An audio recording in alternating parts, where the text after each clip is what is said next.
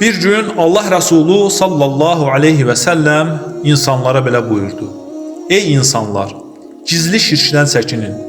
Bunu eşidən insanlar Allah Resulündən soruşdular ki, ey Allahın Resulü, gizli şirk nədir? Allah Resulü cavab verdi və buyurdu ki, bir insan namazını qılar və insanlar onu görür deyə namazını gözəlləşdirərsə, bu insan gizlində şirk etmişdir. Yəni bu əməl gizlin şirk sayılır. Nə deməkdir bu? Yəni insan tək olduğu zaman, Allahın qarşısında namaz qıldığı zaman, heç kim onu görmədiyi zaman insan namazlarını tələm-tələsik qılar.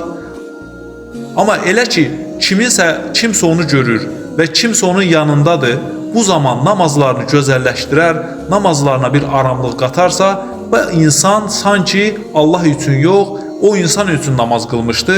Bu əməl də gizlində edilən şirk sayılır.